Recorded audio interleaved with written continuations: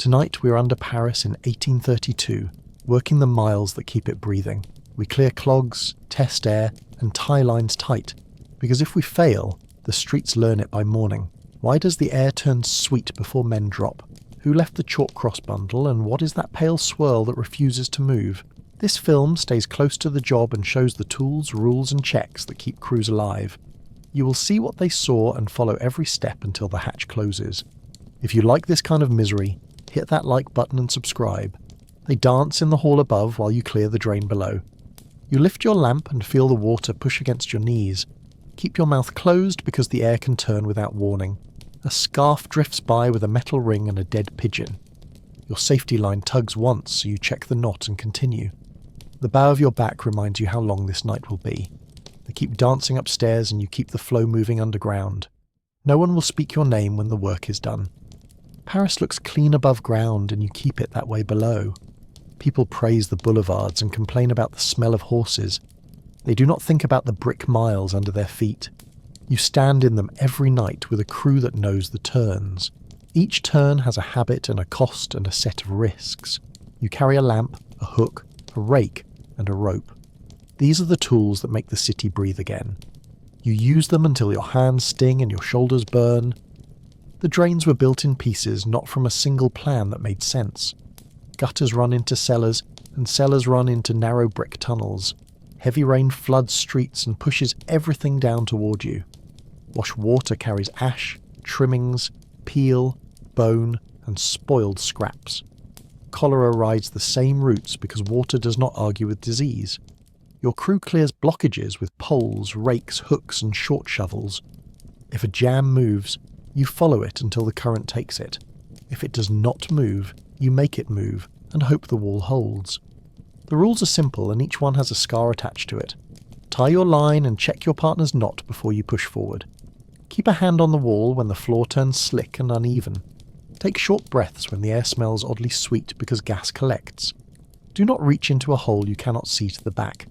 Count the men who went in and count them again when you stop. Listen for the shudder a tunnel makes before a jam gives way. When it breaks, it hits hard, runs past you, and does not thank anyone. Timber taps iron to find hollows and reads the tunnel by sound. He can tell mud from brick from cavity with the side of his ear. He marks safe spots in his head and keeps them to himself.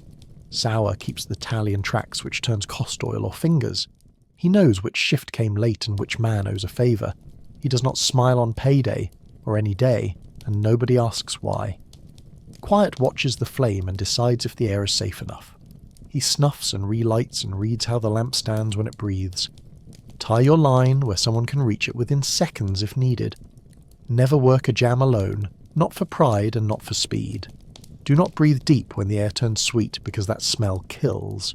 Test the air, test the knot, and test the ground before leaning. When the bell rings above, ignore it and finish the task safely. If the wall starts to whisper, you move now and talk later.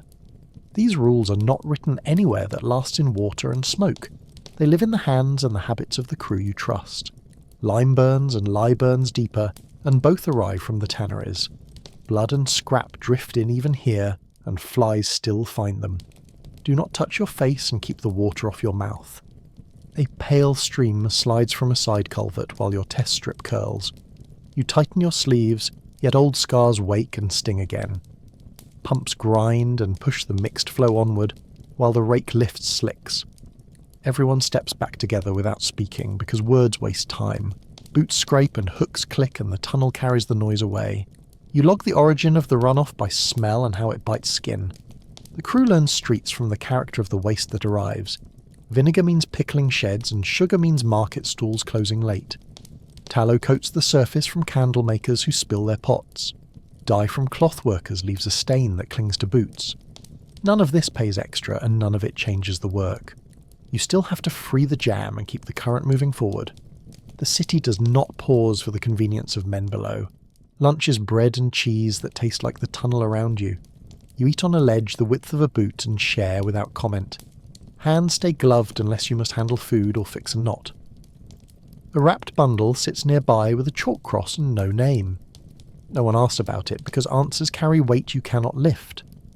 Someone from above should take it later, although that is not certain. You count drips on a brick and talk about boots and blisters. The bell rings and the ledge clears as if a drill had been called.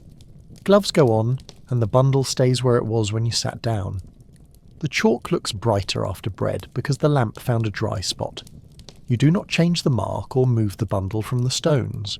The crew knows which tasks belong to which hands in this chain. Yours belong to water, waste and stone that holds back the river. The rest belongs to men with carts and boards and a different duty. They walk in daylight and you do not envy them either. Everyone has a piece of the city and none of it is free. The cistern pulls slow and steady and does not listen to talk. You clip your belt and count together because pairs return alive. One man checks the hooks and the other checks the line knot. You step onto the narrow ledge and lean into the curve. The grate holds hair, wire, rags and twine tied too tight. Hands work by feel because the water turns black in cramped spaces. Your palm moves over each tooth until the rope of waste loosens. The pull grows stronger near the mouth and breath thins until you adjust. You brace your shoulder to the brick and keep your feet from sliding. The shape comes free at last and you lift it slow to avoid a snap. Dull leather shows under the grime with a small green buckle.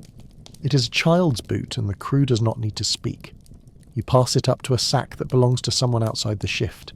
The pull eases and the lines coil against the wall like tired snakes. You note the time and the head count and the flow rate. Then you move to the next task because the system never rests. Oil runs short so the lamps go low and voices fade quickly. The floor shifts and an eddy hits your hip without any warning. You correct your stance before it takes you down and under. A ballroom sits above this junction, and it will stink by morning. People will step around the stain and blame the weather instead. Down here it has an owner, and the mess always has a cause. You shoulder a pole with two men, and you keep the line. The black miles stretch ahead, and you count turns instead of streets. The lamp glass fogs, and your thumb clears a small window to see. The flame tells you how much air you have for the next stretch. Quiet watches the height and the colour, and adjusts the wick. Tamba leads with the tapping rod and listens for hollow notes. Sour checks the tally and the tools every few minutes. You trust their rhythm because a good rhythm keeps crews alive. Patience saves more men than speed has ever saved. You keep your pace and step over cracks that invite a twisted ankle. Gas burns blue when it shows. When it does not, it kills quickly. A small flare singes your arm hair and you feel the warning. Quiet reads the bricks and marks, circles, crosses and arrows. He notes where breath went thin and where the floor failed. You add a fresh line that may fade yet still guide a stranger. Snuff the lamp, count slowly to settle the pocket, then relight. You study how the flame stands before you take the next step. If it leans, you step back and wait for the air to clear. The marks on brick are a log that outlives paper and easy talk. Everyone who works these runs reads the same quiet language. A circle means caution, and a cross means stop until the test is right. An arrow points to a fix that may hold or may give way soon. Chalk obeys water and time, but enough of it survives to help. The city rarely sees these signs, and that is better for everyone. If they saw them, they would ask questions without wanting the answers. You prefer silence to speeches that change nothing of the job. You hear nails on brick and something heavy being dragged nearby. The lamp sweeps the floor, yet nothing shows within the light. Quiet raises his wrist and shows the flat scar where a glove failed. He says a rat took the glove and a piece of skin with it. You keep both hands out of holes even when tools slip inside them. The scraping follows and stops when you stop, then starts again. You and the crew move forward at the same measured pace. The tunnel carries small lives and you do not argue with them. Under the market street, a faint pink swirl turns in the water. It does not travel downstream and it does not break apart. It sits and turns in a small pocket the current missed. It should not be here, and you do not test it with a stick. You place your boots on the dry stones and go around it. The crew follows your footwork because that is the habit. The drip keeps time from a crack in the ceiling above the bend. Some things can sit unanswered when they do not block the flow. You return to the junction where the music steps through the stone. A clock breaks and spills a week of someone's life in pieces. A ribbon, a cracked plate, and a shoe roll past your rake. The current takes them and smears colour into the grey run. Music continues upstairs and no one connects scent to cause. Your hands pick up the mix that never fully leaves the skin. You rinse them in the flow and the smell stays anyway. You breathe shallow, and you move forward to the next dark turn. You climb the ladder and push the hatch and daylight hits hard. The market parts and faces turn away without words. Bread sits near enough to smell but not for you to touch. Nails are split and tied with twine, and your jaw aches from rope. A boy points before his mother lowers his hand without comment. You drop back down because the next crew expects the line. The lid closes and the day is gone with one soft scrape. You stand in the dark again and listen for the next instruction. Lines go on and twine sits at the belt and knots stay checked. If the line stops, you wait and do not guess at reasons. You lean to the wall and hear a new leak breathing through mortar. You mark it with an arrow because words do not last here. You tie it off so the next crew spends energy on work. The tunnel narrows and steps shorten, and the lamp shrinks to a point. The dark takes the edges, and you keep the count without rushing. A steady count beats any tale told too fast. The body learns the path by the aches that return each night. The left shoulder remembers poles, and the right palm remembers rope. The small of your back measures distance better than a map. You trade skin for knowledge and time for a kind of safety. You also trade comfort for the quiet pride of a finished shift. A clean street at dawn is the only thanks you need. Someone will notice the lack of stink without knowing why. You accept that and you keep your head down. Your crew speaks less as the night moves past the mid-hours. Words cost attention, and attention keeps ankles from open holes. You save talk for warnings and for counts that confirm the head list. A good joke lives for a week and then dies without ceremony. The tunnel does not reward speech and it punishes distraction. Your lamp says more with one flicker than a speech says in minutes. You respect that language and you keep the team inside it. Safety sits in habit and the habit of each man supports the rest.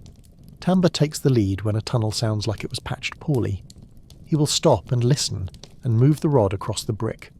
You watch his face for the moment he decides to move again. If he frowns, you place more weight on the safe side of the seam. If he nods, you ease past the weak span one at a time. Sour marks the spot on the tally with a short line and a note. Quiet lifts the lamp a little higher to see the colour of smoke. Each man guards a part of the decision, and all of it matters. Sometimes the floor drops an inch and a heel slides before it holds. You keep your centre low and your hands free of any pocket. A rope that catches a buckle has pulled more than one man down. Hooks should face away when you wade into deeper runs. If the pole skips across a curve, you slow your push and reset. Your habits are the raft that keeps you on the surface. You teach them to new hands by example and correction. The tunnel does not forgive and it does not forget either. You pass under a drain that carries noise from a small orchestra above. The melody is thin, but the rhythm tells you they know the steps. You keep your pace and your count because work owns the night. The music will stop when oil runs low or legs grow heavy. Your oil runs low too, but your schedule does not change for that. You ration the wick and you stay in the dark longer. The sound of your own breath is more useful than a tune. You listen to it because it tells you if you're pushing too hard. A blockage forms ahead where a narrow run meets a wider one. You signal the crew and they move to positions they practiced. One man stabilizes the line and one controls the rake teeth. You approach slow because sudden force tears a tool from a wet grip. The first pull fails and the second starts to move the knot. You ease the pressure and let the current help with the split. Then the heap breaks and flows past you in hard pieces. The crew holds positions until the surge fades to a steady push. You check the head count again and the tools get a quick inspection. Metal bends when strain goes past safe lines in a tight space. A bent tooth catches skin and cloth on the next hard swing. You smooth a barb with a file and mark the handle with chalk. The mark will remind the morning shift to replace that gear. You note the time and the location on Sauer's slate board. Records do not save lives, but they stop waste when supplies are thin. The board goes back into his coat without a word. A side run smells like vinegar and sharp herbs that sting the nose. That means pickling sheds emptied their barrels late into the night. Another side run smells sweet with a bite that grows in the chest. That means gas collects and the crew needs to test air again. Quiet raises the lamp and snuffs it to read how it returns. The flame stands short and steady when the air agrees with lungs. It leans thin when the pocket has not cleared yet. You give it a minute and save yourself a story that ends poorly. You cross a section where the roof was patched after a collapse. The bricks show new lines and mortar that still looks clean. Older stone around it holds lines like scars on old knuckles. Tamba slows and listens for the shallow echo in the curve. He nods and you move in single file with hands on the wall. No one changes pace until the turn is complete and safe. Then the line relaxes and the sound of boots returns to normal. A small relief moves through the crew without any man speaking it. A worker from a different district meets you at a junction. His coat is marked with a letter and a faded number. He carries a pole with foreign notches that show his own system. You trade quick information about clogs, gas and a loose brace. He thanks you with a nod and crosses into the downstream leg. You do not ask his name, and he does not ask for yours. Men here pass like carts on a road and avoid extra weight. He disappears around a corner and your crew moves on. The hours after midnight are slow and strict in their demands. Muscles cool, hands cramp, and the mind drifts toward home. You pull it back because a single lapse ripples through the team. A rope goes slack, a foot slips, and a pole slides the wrong way. You have seen it, and you do not want to see it again. You say the checks out loud, and the men echo them. Line, knot, footing, distance, lamp, air. The ritual keeps you honest when fatigue arrives. Your throat feels dry and your boots feel heavy, but you keep the order. You step into a round chamber that used to be part of a well. The curve holds echoes that stack and return as soft hits. Water enters from 3 directions and leaves from one throat. Rags collect here, and wire tangles in the grate like traps. You set 2 men to watch the belts and another to manage slack.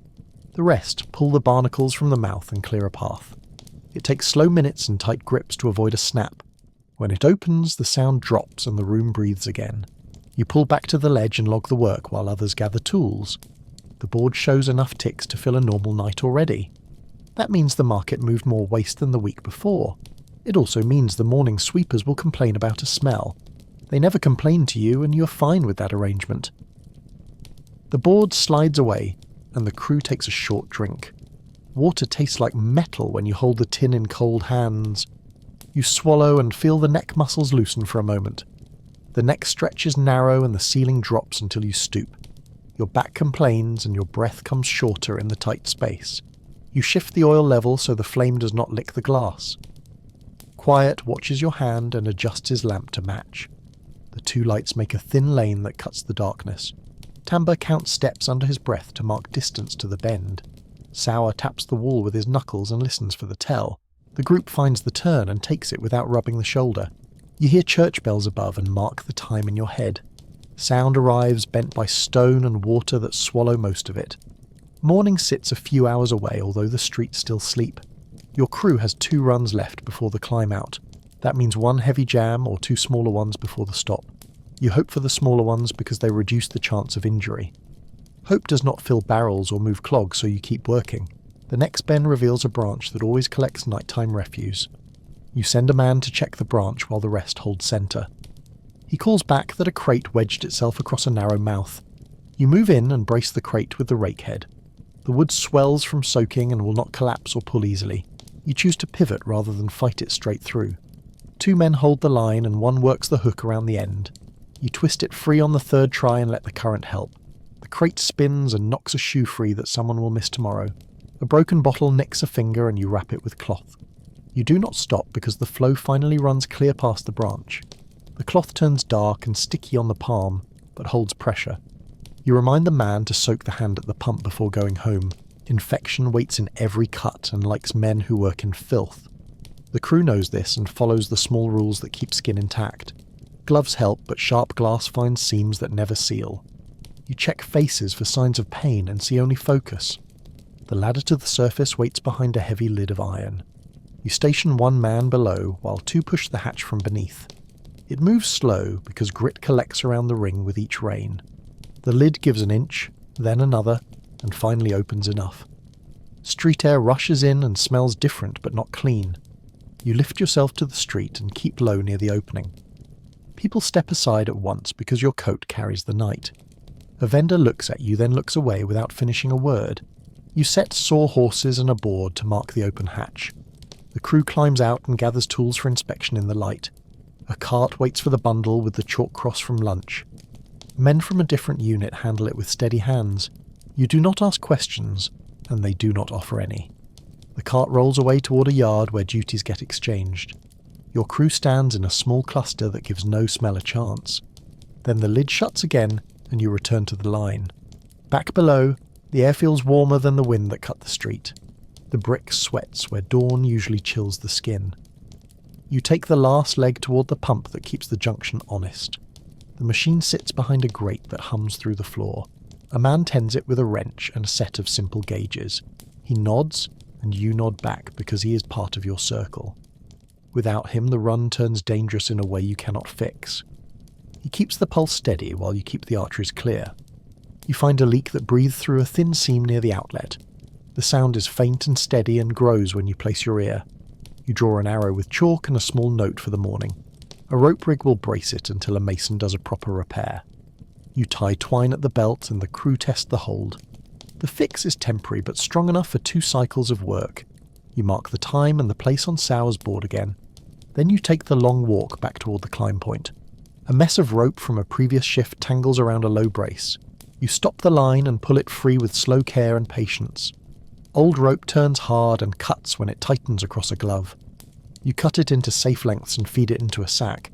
Someone left it because fatigue favours a quick exit. You hate that habit because it makes trouble for strangers. Your crew cleans the spot and leaves the area safer than before. Small fixes are part of the duty even when no one sees them. You listen to the water and hear it run smooth for once. The tone changes when stones move or when a new branch clogs. This tone says the way is open and the pull is even. You walk with a lighter step and your back loosens. The men feel it too and the line grows easy for a minute. Then the curve takes you toward a stretch that always feels colder.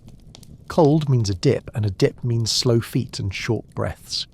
You say it out loud so no one forgets their footing. The dip swallows the calves before the floor rises again. You keep gear high so it does not flood and add weight. The lamps float higher until the waterline falls. Quiet checks wicks and trims 2 flames with a small blade. Timbre scans the wall and taps twice at a doubtful seam. Sour notes the status and the time on the slate. The rhythm of checks keeps everyone inside the same focus. You leave the cold pocket and feel the room warm by a degree. A narrow vent sends street sound through a thin pipe above the bend. You hear a laugh and a roll of wheels that pass overhead. The world turns above you without regard for the work below. You do not expect thanks, so you do not waste energy seeking it. The city wakes only because crews like yours kept it sleeping. That is enough, and it holds steady when the clock says stop. The last corner arrives, and the men begin their final checks. A few minutes remain before you climb for the second time. You reach the hatch, and repeat the lift with practiced care. The lid opens smoother because grit was cleared at the last exit. The first man up scans the street for carts and feet. He signals all clear, and you rise into the morning air. It is grey with a pale edge of light toward the river. You stack tools for cleaning and mark broken pieces for replacement. The cart for waste arrives, and the driver signs your slate. He cares about weights and hours, and the rest does not matter to him. You cross to the pump house to wash hands and faces. Water in the trough looks clean until it meets your gloves. Dirt blooms and moves away in clouds that turn the surface dull. You scrub until the knuckles feel tender and the nails stop stinging. Soap burns old cuts and new ones that you wrapped in cloth. The sting tells you what to watch for when you reach home. Infection moves fast in this trade, and the price is always high. You dry with a rag that has seen better weeks. A clerk takes notes in a small book as you hand in tools. He asks for counts, and you give them in a level voice. He does not ask about the boot, and you do not bring it up.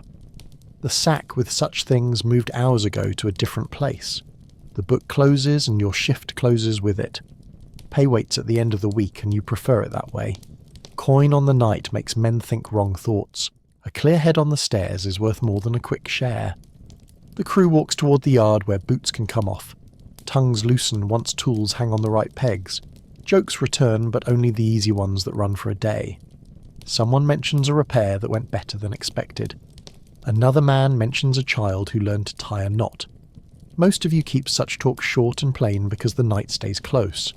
The yard cat circles the stove and asks for a plate. You leave a small piece of cheese and it takes it without thanks.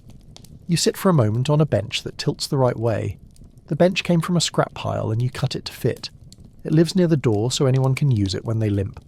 Your back settles and your hands stop ringing like tools. You close your eyes and see water on brick because the image sticks. It will fade after breakfast and return at dusk again. That is the rhythm you live by, and it has its own peace. Some men need noise to sleep, you need the lack of it. Home sits a walk away and you know every stone on the path. The street holds different dangers and demands a different focus. Carts, horses, and people do not move by the rules you trust below. You move aside when a grocer rushes with crates to the stall. You ignore the look that lingers on your coat and boots. Stares last a second and pass like smoke across a pit. You are not a sight they enjoy, and you accept the fact. Work leaves marks and yours are honest ones. You reach your door and your key sticks because wood swells in damp air. It turns after a firm push, and the latch gives the right answer. Your room holds heat that rises and settles in slow waves. You place your lamp on the shelf and set the wick low. Tools lean against the wall where you can reach them in dark. You undress with care so grime falls in one small circle. Clothes soak in a tub that sits under the window.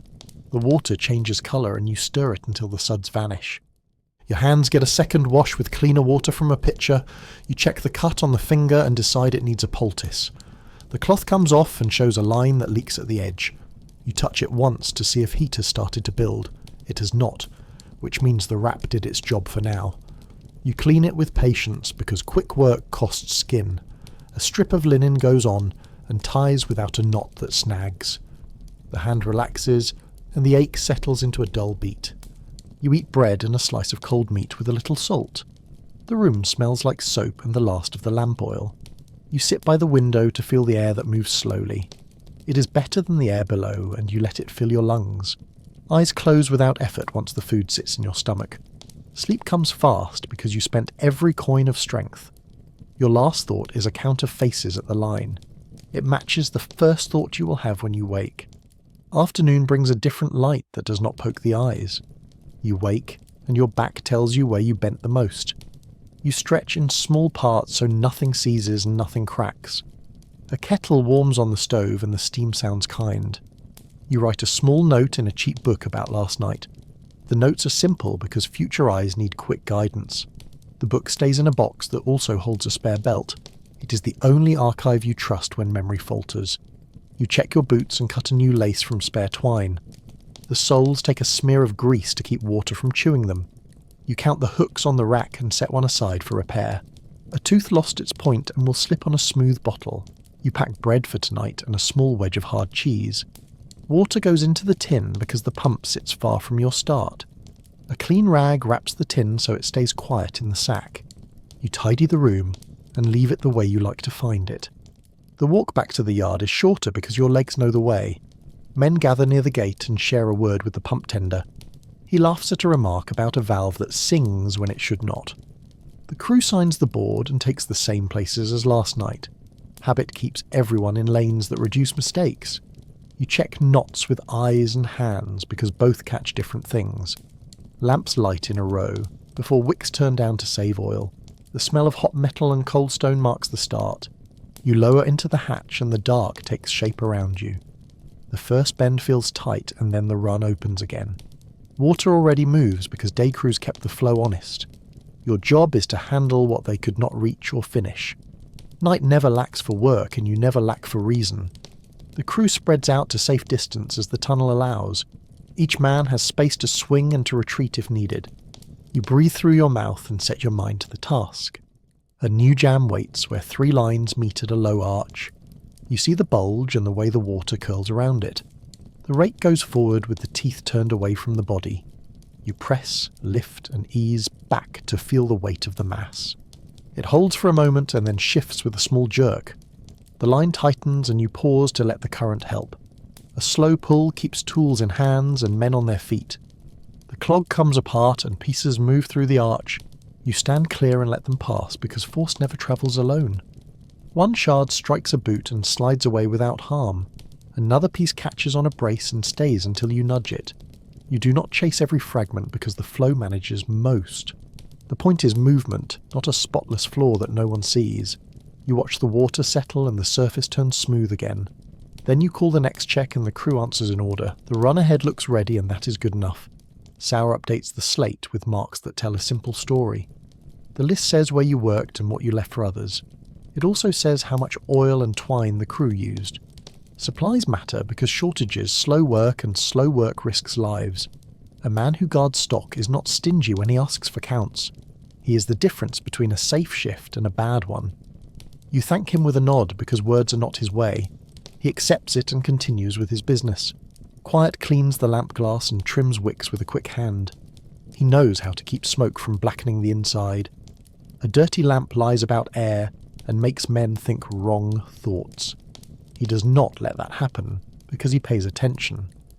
Tambor rests the tapping rod on his shoulder and closes his eyes. He listens to a run the way some men listen to music. He hears a change before others feel it underfoot. He speaks in short phrases that tell you where to stand and when. The crew moves together without crowding the edge of any hazard.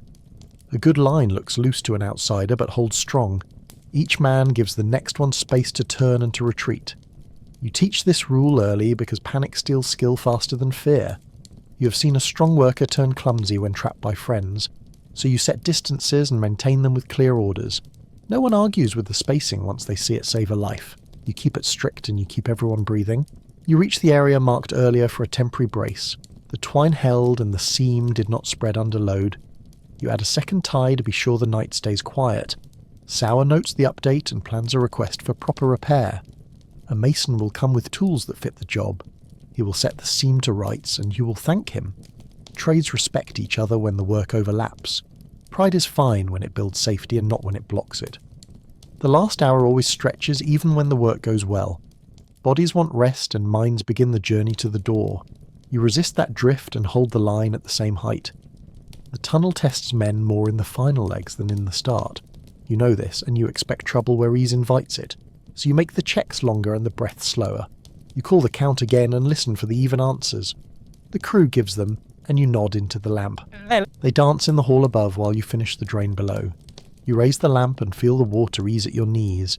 The air smells normal and carries no sweet warning. A scarf floats past again and bumps the grate before it slips through. Your safety line does not tug because your knot holds steady. Their music rises for a moment and then slides away. Your work finishes the night without a story for the street. That is the measure you prefer and the only one that matters. You keep the city moving and no one claps when you finish. Stone keeps names longer than people do and chalk fades fast. The work remains either way and the choice matters less each day. You took the job or the job took you and both read the same. They dance above and you keep the floor from failing beneath them. If the city wakes clean, then your crew did the work required. Leave the mark, close the hatch, and take the next turn. The next night will ask the same questions and you will answer them.